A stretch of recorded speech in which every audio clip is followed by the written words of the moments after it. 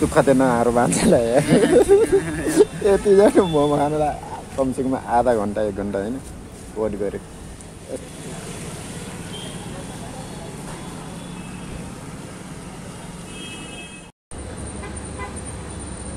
आज चाहिँ राजस्थानमा चाहिँ पानी परेको अवस्था देख्न सक्नुहुन्छ गाइस हैन।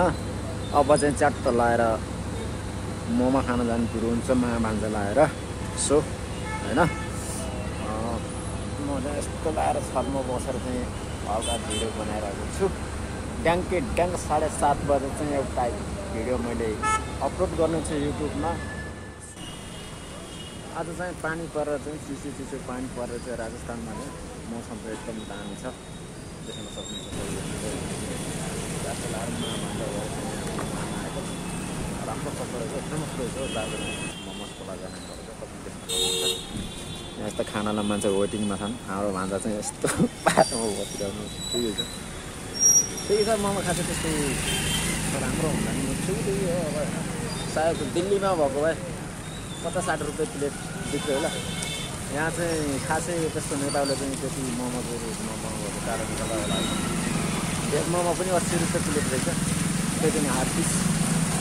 पनिर मोमो चाहिँ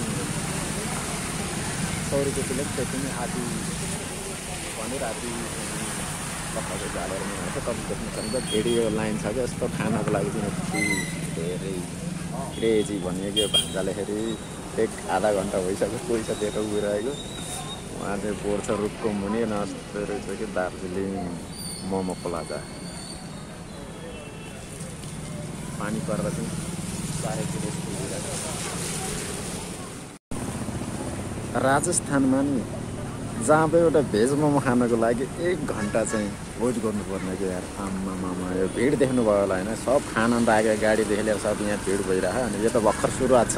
आज पानी परेको कारणले चाहिँ यस्तो भएको रहेछ। हारो भान्जा चाहिँ लाइनमा बसिराख्ने अलिअलि देखेछन्। हेर हाँस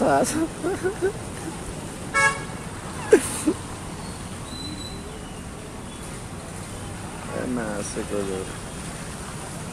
गाह्रो छ भेज मोमो खानको लागि। यति सक्नु टाइम दिनुपर्ने कि राजस्थानको चाहिँ राजस्थानमा नि जहाँ पनि एउटा भेज मोमो खानको लागि 1 घन्टा चाहिँ वेट गर्नुपर्ने कि यार। आम्मामा यो भिड देख्नुभयो होला होइन। सब खान लागेको गाडीदेखि लिएर सब यहाँ भिड भइरहेको। अनि यो त भर्खर सुरुवात छ। आज पानी परेको कारणले चाहिँ यस्तो भएको रहेछ। हारो भान्जा चाहिँ लाइनमा बसिराख्ने अलिअलि देखेछन्। हेर हाँस